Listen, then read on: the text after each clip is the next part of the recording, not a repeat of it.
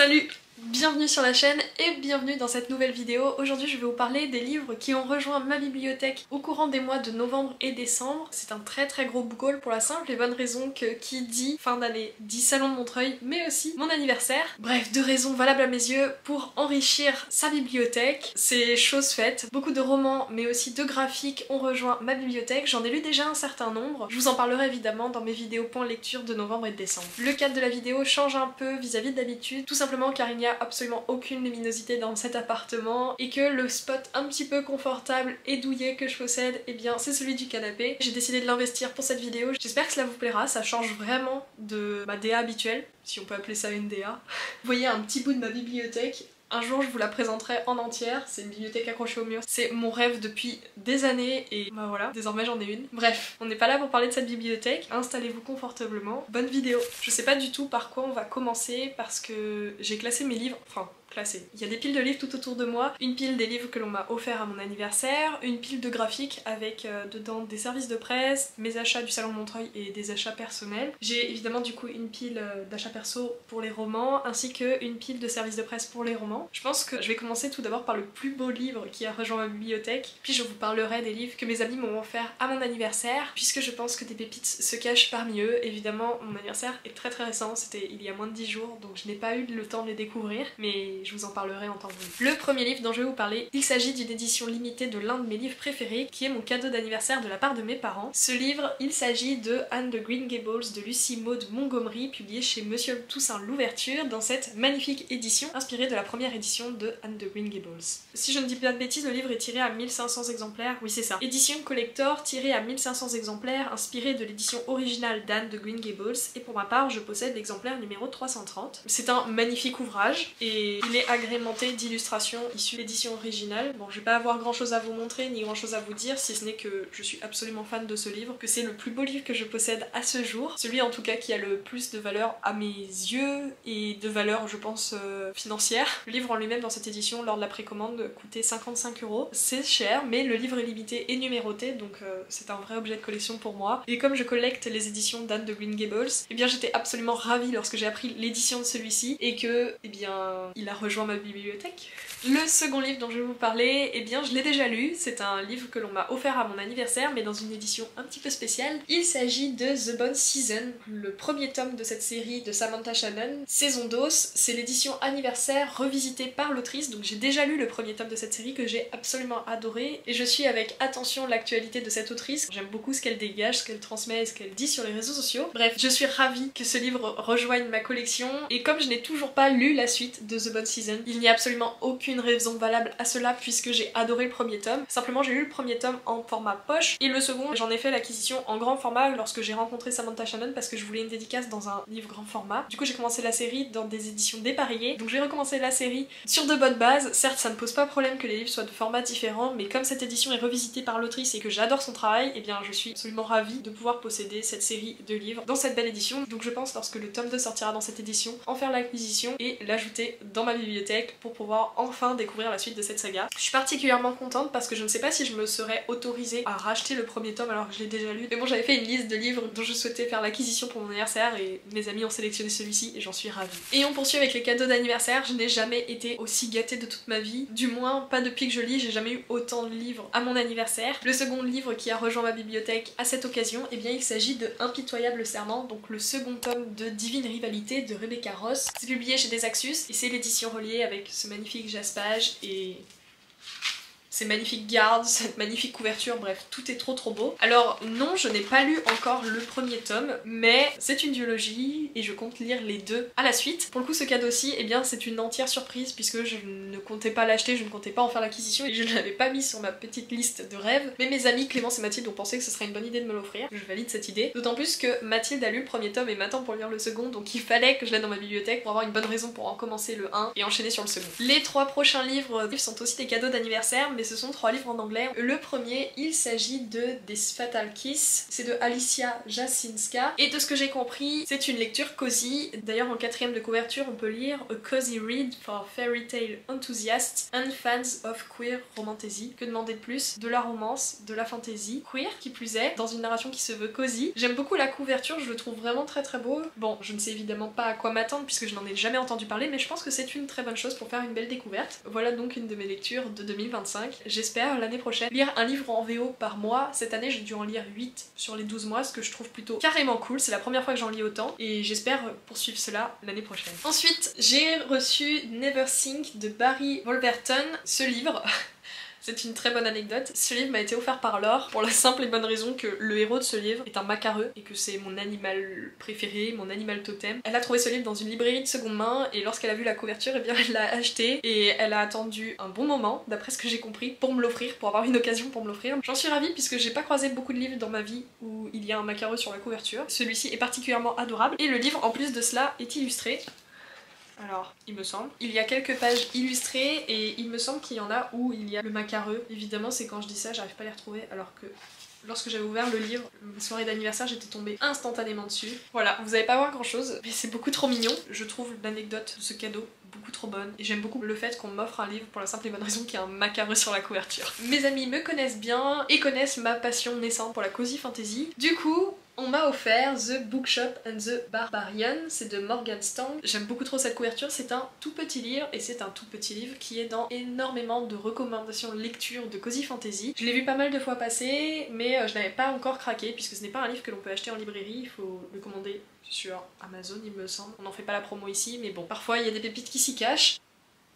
D'après ce que j'ai lu du résumé, ça me fait beaucoup penser à Légion des Latés, mais dans un contexte un peu plus littéraire, avec des livres. J'ai très hâte de voir ce qu'il en est, mais ça sera définitivement une de mes lectures de début 2025. Je suis véritablement à la recherche de lectures de cozy fantasy, donc lorsque l'une d'elles me tombe dessus, eh bien je la dévore. Enfin je dis ça, mais j'ai plein de livres de cozy fantasy qui sont dans ma pile à lire. Bref, je vais y remédier prochainement. Et le dernier livre que j'ai reçu à mon anniversaire, il s'agit d'un manga, c'est Heure, portrait de femme. C'est publié aux éditions Naban et c'est un tome unique dans lequel on découvre plusieurs portraits de femmes plus ou moins liés entre elles. Je n'en sais pas beaucoup plus puisque évidemment je ne l'ai pas encore lu et je n'en avais jamais entendu parler avant, mais c'est typiquement le genre de manga que j'apprécie découvrir, avec un style graphique assumé, un sujet de société, des personnages du réel, donc proches de la tranche de vie. Bref, hâte de voir ce qu'il en est et de vous en parler. On va maintenant parler de mes services de presse. J'ai plutôt ralenti le rythme de ce côté-là en cette fin d'année. Du coup, quelques livres ont rejoint ma bibliothèque, mais par rapport à d'habitude, pour 2 mois, je trouve que c'est plutôt peu. Certains des livres que je vais vous présenter ne sortent qu'en janvier ou février, et j'en ai déjà lu certains. Bon, faudra attendre ma vidéo avis lecture, mais je peux déjà vous dire que ceux que j'ai lus, eh bien, ils sont très bons, donc vous pouvez déjà les ajouter à votre wishlist, et je vous en parlerai plus en détail le moment venu. Le premier livre dont je vais vous parler, c'est un roman en vers libre d'une autrice dont j'aime beaucoup le travail. Il s'agit de Celle qui rêvait des tigres de Elodie Chan. Ça paraîtra aux éditions Sarbacane le 2 janvier, il me semble, tout début d'année 2025. C'est un livre plutôt court, mais extrêmement intense d'après ce que j'ai compris. Dans ce livre, nous sommes amenés à suivre 2 personnages et il va y être question de violence des hommes envers les femmes et de la résilience de ces dernières. Je ne vais pas pouvoir vous en dire beaucoup puisque le résumé en lui-même est déjà un peu un poème. Je souhaitais tout de même vous lire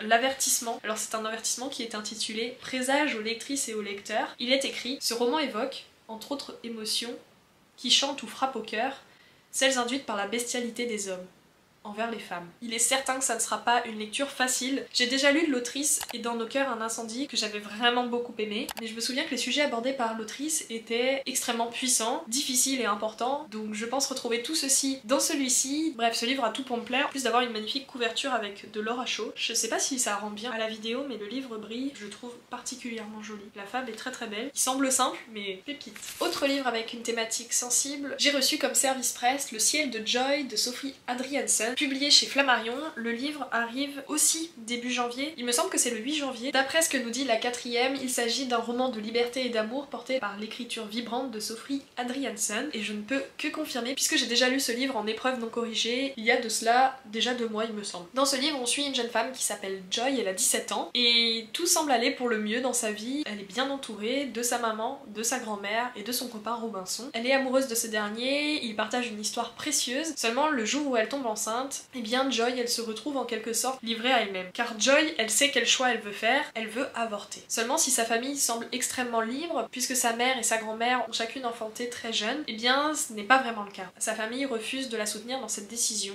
celle d'avorter. Tournure assez inédite dans un livre pour adolescents où il est question de grossesse. Le sujet est très bien abordé, notamment à travers l'histoire familiale de la jeune femme. Bref, une lecture que je vous recommande sincèrement, mais je vous en parlerai plus en détail prochainement.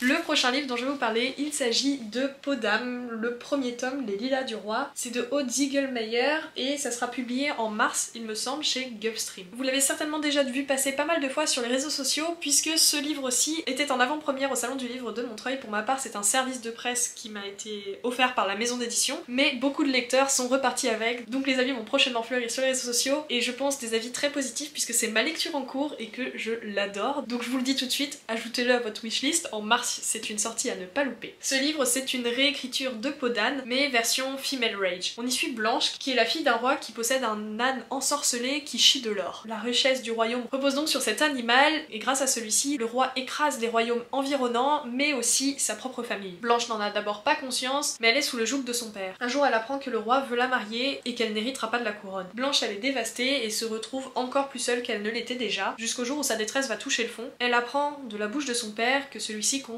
l'épouser. Il est question d'inceste, Blanche s'y refuse absolument, seulement elle ne semble pas avoir le choix. De là commence une toute autre histoire, celle animée par la rage. Je vais pas en dire plus, mais j'ai très hâte de découvrir la suite et de voir la teneur de la fin de ce premier tome, mais pour le moment c'est un énorme oui pour ma part. Je vais pas vous en dire beaucoup plus, si ce n'est que l'édition est magnifique et qu'à l'intérieur du livre se cachent des illustrations réalisées par l'autrice.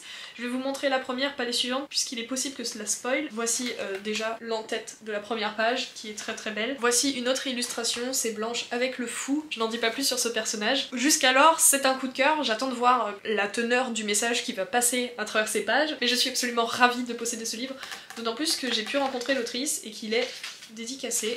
Voilà. Encore un livre à paraître dans pas mal de temps, celui-ci arrive le 27 février aux éditions Slalom. Il s'agit du roman de Pauline Bilisari, Les astres brilleront toujours. C'est un roman en vers libre. Pour ma part, je l'ai lu aussi, je n'ai pas tardé et je ne le regrette absolument pas puisque j'ai vraiment beaucoup aimé l'histoire qu'elle retranscrit et la façon dont elle le fait, mais je vous en reparlerai une nouvelle fois le moment venu. Dans ce livre, on suit deux lycéens, Céleste et Côme. Tous deux vivent avec leurs problèmes, des problèmes notamment liés à leur famille et pour Céleste, des problèmes liés à sa santé mentale. Et ce sont deux personnages qui vont se rencontrer et s'aider mutuellement. C'est une histoire à double voix puisqu'on en suit véritablement les deux personnages, on entre dans leur esprit et tous deux s'expriment en vers libre. J'ai beaucoup aimé, c'est un livre à ajouter à votre wishlist. Pour rappel, il sort le 27 février 2025. Le dernier roman en service de presse que j'ai reçu ces 2 derniers mois, il s'agit de cette très belle édition du premier livre de La petite maison dans la prairie de Laura Ingalls Wilder. C'est publié chez Flammarion Jeunesse dans leur collection Les classiques Flammarion et je le trouve absolument adorable, j'aime beaucoup les illustrations et le faire. D'occasion de découvrir ce classique à l'écrit, c'est un récit autobiographique de l'autrice, on la suit enfant lorsqu'elle s'installe avec sa famille de colons en Amérique. C'est un classique de la littérature américaine, j'ai hâte de le découvrir, d'autant plus que comme beaucoup j'ai regardé la série lorsque j'étais plus jeune. Je vous propose de faire un petit écart du côté des graphiques, il me reste encore quelques romans à vous présenter, mais avant cela je vais vous parler des services de presse illustrés que j'ai reçus. Ils sont au nombre de 4, ça va aller assez vite. Le tout premier c'est un album jeunesse, il s'agit de Chamal et Bora la Bourrasque, c'est de Nejba Bourouaha, c'est publié chez Didier Jeunesse et c'est le premier album d'une série, Les Ronronneurs. Je trouve ce nom adorable et cela représente très bien ce premier album. Dans ce livre on suit une petite taupe, Chamal, et Bora qui est un hérisson. En fait Chamal va découvrir un igloo, elle va s'installer dedans, y faire son nid, puis peu de temps après un courant d'air débarque et avec lui Bora, et naît de cela une amitié. Seulement Bora, fraîchement débarqué, va faire une bêtise et se faire disputer par Chamal, ce qui va séparer les deux amis, et Chamal va d'abord profiter de sa solitude puis se rendre compte que Bora lui manque. Bref, c'est une histoire sur l'amitié, la cohabitation et la séparation. Bon, il est très court, c'est un album jeunesse donc je l'ai déjà lu et je l'ai beaucoup aimé, notamment pour les illustrations. Il y a des doubles pages, je suis juste tombée sous leur charme. Je pourrais vous en montrer beaucoup mais celle-ci est particulièrement touchante, je trouve. Bref, une série d'albums dont je ne vais pas manquer de suivre les parutions. Ensuite, je ne sais pas trop pourquoi ce livre est arrivé jusque chez moi puisque je n'en avais jamais entendu parler avant. Je pense qu'il y a eu une erreur d'adresse, une erreur avec les fichiers, mais ce n'est pas grave puisque je pense que c'est un livre qui correspond totalement à mes goûts littéraires et aux valeurs que j'aime partager. Il s'agit de Destin destin de sorcière, 15 femmes, 15 esprits libres, 15 vies meurtries, c'est publié chez Milan. C'est un livre de Solène Cornec et Aline Bureau, et dans ce livre on retrouve, comme son titre l'indique, 15 portraits de femmes accusées de sorcellerie entre les 14e et 18e siècles dans le monde occidental. Et le dossier de presse qui accompagnait ce service de presse indique que c'est une relecture du passé à la lueur des luttes actuelles. J'ai donc évidemment très hâte d'en apprendre plus, surtout que je pense que je ne connais absolument pas les portraits de femmes, mis à part Jeanne d'Arc, qui y sont transcrits, et ça me fera un grand bien d'ajouter quelques connaissances sur le sujet à ma culture générale. Et les deux derniers livres que j'ai reçus en service de presse, il s'agit de 2 tomes publiés chez Rue de Sèvres. Ce sont les 2 tomes qui racontent l'histoire complète de Gone with the Wind de Pierre Alary, et c'est une réécriture de Autant en emporte le vent. J'ai reçu du coup ces 2 romans graphiques dans le cadre d'une rencontre Babelio qui aura lieu en janvier. J'ai été contactée par la maison d'édition pour y participer et j'ai franchement hâte. Ce sera une rencontre illustrée, donc hâte d'y participer. Je n'ai pas lu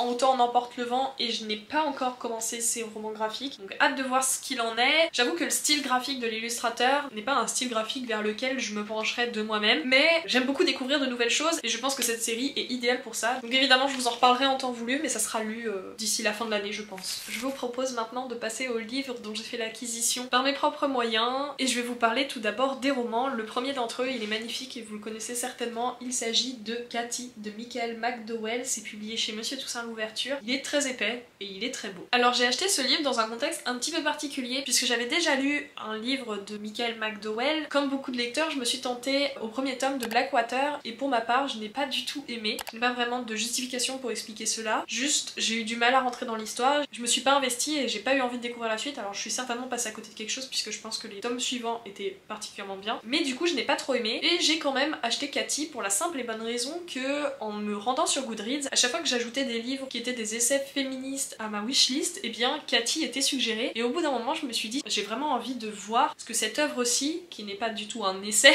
vient faire là, et donc eh bien je l'ai acheté. Je suis très contente de cette acquisition, déjà parce que le livre est magnifique et parce que je pense que ça va me plaire. Enfin en tout cas je l'espère, vu que j'ai pas trop aimé Blackwater, je sais pas trop sur quel pied danser, mais on va partir du principe que oui, cela va me plaire. Autre très beau livre au format poche dont j'ai fait l'acquisition, il s'agit de Blizzard de Marie Vintras, c'est publié aux éditions Point, et je l'ai acheté dans cette édition puisqu'elle ne coûtait pas beaucoup plus cher que l'édition classique poche, donc c'est une édition collector au tirage limité. Ce livre on me l'a recommandé au book club, je suis inscrite au book club Cultura de ma ville et c'était l'une des lectures du book club du mois précédent de mon inscription et tout le monde était unanime le concernant. Du coup j'ai décidé d'en faire l'acquisition et de le lire afin de pouvoir en parler moi aussi au prochain book club. C'est carrément pas ce que j'ai l'habitude de lire et du coup je crois que c'est ce qui me motive encore plus à le lire. J'ai vraiment aucune attente le concernant si ce n'est que j'espère aimer comme tout le monde. Dans ce livre on se retrouve en Alaska un jour de blizzard et on va suivre Bless. Bless, elle se retrouve dans le blizzard au milieu de la tempête avec un enfant et elle lâche sa main quelques secondes et en voulant la reprendre, et bien l'enfant a disparu et c'est là la base de l'histoire. Je ne sais absolument pas à quoi m'attendre si ce n'est que on ne voit rien dans ce livre puisqu'il y a du blizzard absolument partout. Je pense que ça va me faire un petit peu peur. Vraiment ça n'a rien à voir avec ce que j'ai l'habitude de lire, mais pour le coup ça me tente bien et je suis absolument fan de cette édition. Le livre se trouve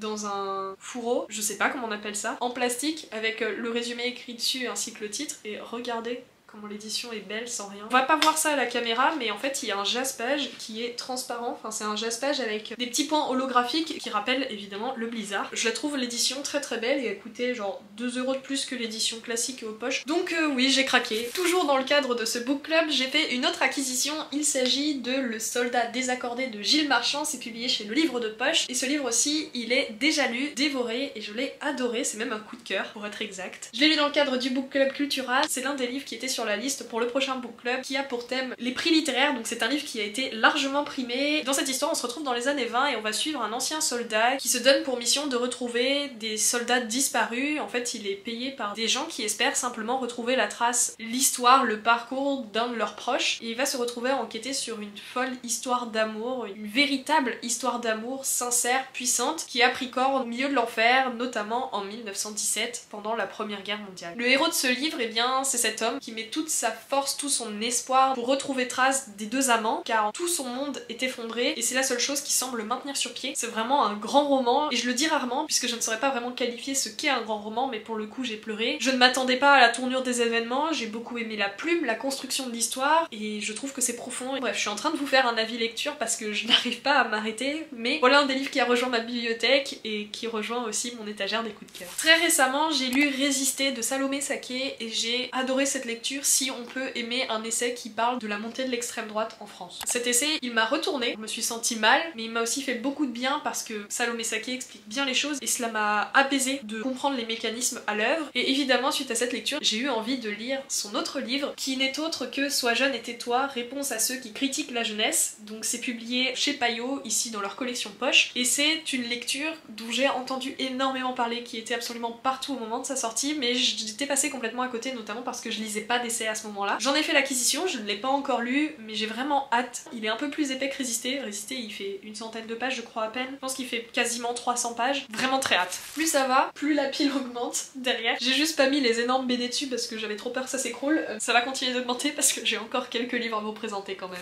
Le prochain livre, c'est mon tout dernier craquage. Ça fait plusieurs mois, depuis la sortie du livre, que je résiste. Je m'étais dit que j'allais pas l'acheter, je m'étais dit que je n'en avais pas besoin et ça a été plus fort que moi. On dirait que j'ai vraiment fait l'acquisition de beaucoup de livres. C'est le cas, j'ai acheté beaucoup de livres, mais globalement je trouve que j'ai plutôt bien résisté ces 2 derniers mois. On dirait pas comme ça, mais je vous jure que pour moi c'est déjà bien. Bref, revenons-en au livre dont j'allais vous parler. Ce livre, il s'agit de Nettle and Bone, Comment tuer un prince, c'est de T. Kingfisher, c'est publié aux éditions Verso, je l'ai acheté en édition collector. J'avoue que j'aurais peut-être pas dû, mais bon, il y avait genre 5 € de marge entre les deux formats pour plus d'une vingtaine d'euros. J'étais faible, j'ai craqué. Je vais pas pouvoir vous en dire beaucoup parce que je ne compte pas relire le résumé de ce livre, je l'ai déjà vu passer énormément de fois sur les réseaux sociaux et notamment sur Instagram avec des avis plutôt élogieux. Beaucoup de personnes le classent en cosy fantasy, du coup j'ai envie de dire que c'est une cosy fantasy, mais je ne sais pas si c'est exactement le cas puisqu'il est quand même question de tuer quelqu'un, pas très cosy tout ça. Mais ce livre a reçu le prix Hugo du meilleur roman en 2023 et je pense que c'est plutôt un bon gage de qualité. J'ai hâte de voir ce qu'il en est. J'ai simplement une petite remarque à faire, c'est très rare que je fasse des remarques sur la fabrication, des remarques négatives. Comme ça il est magnifique, le jaspage est très bien réalisé, mais les pages de garde sont pixelisées. Alors ça a son effet, mais on dirait vraiment un papier mâché. Je suis un peu déçue sur ça, et vu qu'il était sous blister, bah j'avais pas pu voir. Mais bon, il est très beau d'ailleurs ici. Bon, ça me convient quand même, là je chipote vraiment pour un rien, mais vu que j'ai pas grand chose à dire sur ce livre-ci, et bien voilà. Je pense que ce sera un livre que je vais découvrir assez prochainement, puisque j'ai vraiment envie de lire plus de cosy fantasy. Mais je commence à en avoir lu pas mal, et je me rends compte qu'à chaque fois que j'en lis, j'adore ça, donc voilà. Le livre suivant, c'est une édition Fairyloot. Il est donc évidemment magnifique. Il s'agit de For She Is Wrath de Emily Varga et ce livre, c'est une réécriture du conte de Monte Cristo. Je vous en ai déjà parlé sur Instagram puisque je l'ai déjà lu et je l'ai adoré. Dans ce livre, on rencontre Dania alors qu'elle est en prison pour un crime qu'elle n'a pas commis. Elle a été trahie par son petit ami et elle croupit en prison loin de tout. Bref, c'est absolument horrible, mais c'est exactement l'histoire du conte de Monte Cristo. Grâce à l'aide d'une autre prisonnière, eh bien, elle va s'échapper et ensemble elles vont retrouver des perles de djinn magiques qui ont été cachées dans le désert pour pouvoir se venger, et c'est grâce à cette magie qu'elles vont mettre à exécution leur plan. Un livre dont je vais vous parler plus en détail prochainement, mais je peux déjà vous informer qu'il a été acheté en français et sur le compte de l'autrice, la maison d'édition est identifiée, voilà. Autre livre qu'on m'a recommandé très fréquemment et que j'ai trouvé d'occasion, j'en étais pas peu fière, je l'ai payé quelque chose comme 7 €. Il s'agit de Le Palais des Otomae, c'est de Nina Varela, c'est publié aux éditions de Saxus. Tout d'abord, il est magnifique et ensuite c'est un livre queer. On justifie les craquages comme on peut ici. Dans ce livre, on se retrouve dans une société absolument horrible où les Otomae, qui sont à la base conçus pour le bien-être des humains, ont pris le pouvoir, et on va suivre une jeune femme qui s'appelle Ayla, qui travaille pour ses tortionnaires et va gravir peu à peu les échelons pour pouvoir se venger. Seulement, elle va faire la rencontre de Lady Crier, qui est la fille du souverain qu'elle veut notamment tuer pour assouvir sa vengeance. Celle-ci a été conçue pour être parfaite, et Alia va découvrir que tout n'est pas aussi simple que cela et qu'elles sont mutuellement attirées l'une par l'autre. C'est donc un enemies to lover dans un univers qui a l'air de sortir du style d'univers dont on a l'habitude pour les enemies to lovers. On n'est pas dans un royaume de failles quoi. Je pense qu'il va rester un petit peu dans ma palle, je pense pas que celui-ci sera une de mes prochaines lectures, mais j'ai très hâte de voir ce qu'il en est parce que j'en ai entendu beaucoup parler. Et en même temps je trouve qu'il passe plutôt inaperçu sur les réseaux sociaux. C'est quelques-uns de mes comptes préférés qui en ont parlé, donc je pouvais faire qu'une chose, d'ajouter à ma pile à lire. Dernier roman dont je vais vous parler, il s'agit de Un monde plus sale que moi de Capucine Delattre, c'est publié aux éditions La Ville Brûle, et cet achat, c'est un achat que j'ai réalisé sur un coup de tête. Ce livre fait partie de ma wishlist depuis sa sortie il me semble, et j'ai fini par craquer en passant devant le stand de La Ville Brûle au salon de Montreuil puisque Capucine Delattre était en dédicace. Je m'apprêtais à quitter le salon, je suis passée devant le stand et ça s'est fait comme ça, j'ai acheté le livre et j'ai fait la dédicace, et Capucine Delattre est vraiment super gentille. J'ai hâte de découvrir ce livre auquel je pense je vais beaucoup m'identifier puisque il est écrit: Un monde plus sale que moi est le roman des jeunes filles de MeToo, celles qui avaient 17 ans en 2017, celles dont on se dit qu'elles sont nées suffisamment tard dans un monde suffisamment progressiste pour que rien ne puisse leur arriver, mais qui ne sont en réalité pas plus protégées que leurs aînés de la violence des hommes. C'est l'histoire de toutes ces filles qui croyaient devenir femmes alors qu'elles devenaient proies, c'est l'histoire d'une époque.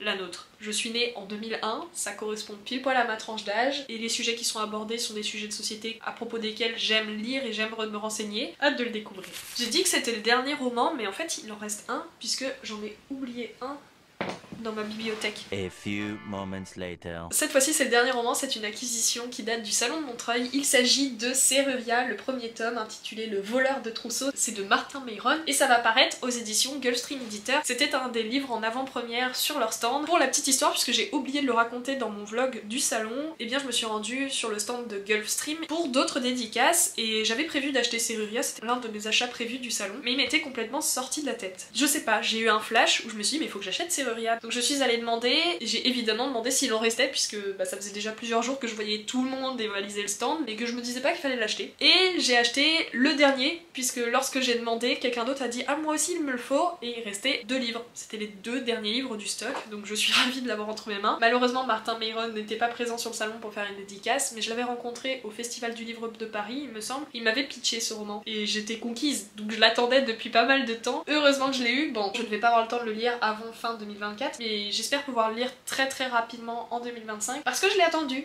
ce roman, je l'ai attendu. Je prends mon temps, je parle beaucoup de chaque livre, je vois que le temps file donc je vais faire assez vite pour vous parler de tous ces graphiques qui sont mes acquisitions personnelles. Le premier d'entre eux il s'agit de La gardienne des papillons, c'est de K.O. Neil. Vous connaissez certainement cette auteurice illustratrice parce que c'est la personne qui a réalisé je sais pas le titre. Le cercle du dragon de thé. On suit Anya qui se porte volontaire pour reprendre le flambeau et devenir en quelque sorte la bergère des papillons lune, qui sont des papillons qui ont été offerts par la lune et qui doivent être accompagnés au sein du désert chaque nuit. Anya rêve de faire ses preuves auprès de ses pairs et de trouver sa place et donc elle prend ce rôle très à cœur et d'abord accompagnée elle se retrouve peu à peu seule à effectuer cette tâche jusqu'au jour où elle va commencer à rêver de vivre sous le soleil et faire une erreur qui pourrait mettre en péril la vie entière de son village. Et les illustrations sont très belles. J'avais très hâte de le découvrir et c'est chose faite. En fait, je l'ai lu dès le jour où je l'ai acheté. Je l'ai trouvé à une quinzaine d'euros. Bref, j'étais assez contente. Une belle trouvaille. Ensuite, je vais vous parler de 4 albums dont j'ai fait l'acquisition au Salon du Livre de Montreuil. Le premier est Rikiki, mais il s'intitule Le Gros Livre. C'est de Delphine Perret et c'est publié chez Les Fourmis Rouges. Et en fait, c'était un enchaînement de petits sketchs autour de petits personnages comme ceux que l'on peut voir sur la couverture. Et c'est adorable. C'est très mignon. Je l'ai lu dans une file d'attente. J'ai beaucoup aimé. J'aime beaucoup le trait de cette illustratrice. Donc quand j'ai vu qu'elle était en dédicace, je n'avais pas mon exemplaire de Bjorn avec moi. Donc j'ai acheté celui-ci et je le trouve adorable. Immanquable au Salon de Montreuil, il fallait à tout prix que je revoie Loïc Clément et Julien Arnal qui sont certainement l'un de mes duos d'auteurs-illustrateurs préférés. J'ai fait dédicacer et j'ai fait l'acquisition de Les Contes du Manoir Frayeur. C'est le second tome de la série qui s'intitule Les Bandelettes de Momie Molette. Donc dans ce tome, on suit Momie Molette après avoir suivi Le Petit Vampire dans le premier tome. C'est publié chez Glénat Jeunesse et en plus d'adorer le travail de ce duo illustrateur-auteur, j'adore le travail éditorial porté pour cette collection. Si vous ne connaissez pas encore Les Contes du Manoir Frayeur, on y suit plein de monstres qui vivent ensemble dans une grande maison et c'est très drôle, c'est attendrissant et les sujets abordés sont absolument adorables. Autre achat du Salon de Montreuil, j'ai fait l'acquisition de Ami de Issionori qui est un duo d'illustrateurs que j'ai découvert l'année dernière au Salon de Montreuil aussi pour leur graphique intitulé Merci qui est un très gros coup de cœur et lorsque j'ai vu que l'un des membres du duo d'Issionori était en dédicace sur le salon, eh bien j'ai craqué. J'ai fait l'acquisition d'Ami dans lequel on suit un petit garçon et une chauve-souris. Ce n'est pas un album à destination de jeunes lecteurs, c'est plutôt un album avec un parti pris technique plaira aux initiés et je fais partie de ces gens qui adorent le travail de ce duo d'illustrateurs. J'étais heureuse de pouvoir faire l'acquisition d'un autre ouvrage réalisé par ceux-ci. Dernier album, il s'agit de Boucle d'or en chemin de Caroline Gamon, c'est publié aux éditions Helium et cet achat n'était absolument pas prémédité, d'autant plus que je n'avais jamais entendu parler de cet album. Mais comme l'illustratrice était présente sur le stand, eh bien j'ai craqué, j'ai trouvé la couverture absolument magnifique avec un style rétro dans l'illustration et c'est ce qu'on retrouve aussi à l'intérieur et c'est tout simplement ce qui m'a fait craquer. Donc c'est une réécriture de Boucle d'or avec un travail graphique vraiment intéressant. La couverture est toilée et j'aime beaucoup l'objet. Et enfin, j'ai fait l'acquisition de 4 mangas. Je ne lis pas beaucoup de mangas en ce moment, enfin ça fait quelques mois que je me penche plus du tout sur ce format graphique, mais j'ai décidé de renouer avec et notamment en achetant la suite et fin de Les Liens du Sang qui est certainement une de mes séries préférées par son travail graphique et par la teneur psychologique de cette série. Alors j'ai acheté le 16e tome mais je n'ai pas encore lu les 14 et 15. Je l'ai surtout acheté pour mon copain qui suit avec attention lui aussi la série. C'est moi qui l'ai initié. Bon, pas seule, j'étais bien entourée pour ça. Du coup j'ai acheté le 16e tome mais je vais pas pouvoir le lire tout de suite puisqu'il faut encore que je lise les 2 précédents. Mais vraiment énorme coup de cœur pour cette série, donc hâte d'avoir le fin mot de l'histoire. J'ai trouvé d'occasion les 2 tomes d'une duologie qui s'intitule José, le tigre et les poissons. C'est publié chez Delcourt Tonkam et je trouvais les couvertures absolument magnifiques et j'aime particulièrement le style graphique. Il me semble qu'un des personnages est paraplégique, fan de lecture et en admiration pour la mer, et le second est étudiant et fasciné par les fonds marins et rêve d'aller plonger à l'étranger. L'histoire me fait particulièrement penser à Avant toi puisque le garçon est embauché pour s'occuper de la jeune femme et leur relation au début est glaciale, mais vu qu'ils sont liés par une passion, eh bien ils vont bien s'entendre. Je ne peux pas en dire plus puisque je ne l'ai pas lu, mais je suis très heureuse de cette trouvaille. Et on arrive au dernier livre de ce book haul. Si vous êtes resté jusqu'ici, un grand merci, vous avez de la force parce que j'ai parlé très longtemps. La nuit est véritablement tombée maintenant. Le dernier livre dont j'ai fait l'acquisition, il s'agit de Le fantastique voyage de Nicolas au pays des démons. C'est de Asaya Miyanaga et c'est publié chez Nobinobi. Il est question d'une aventure fantastique autour de l'amitié, c'est une série réalisée en 4 tomes. J'ai été absolument séduite par le style graphique. Ce manga est un voyage inattendu dans un monde rempli de merveilles digne de Tim Burton et cette accroche, pour moi, elle suffit amplement à craquer. Voilà pour ce book haul des mois de novembre et de décembre. J'espère que ce cadrage très différent de ce que j'ai l'habitude de faire vous a plu. Je vous remercie d'être resté jusqu'à la fin et je vous dis à très bientôt pour une nouvelle vidéo. Salut!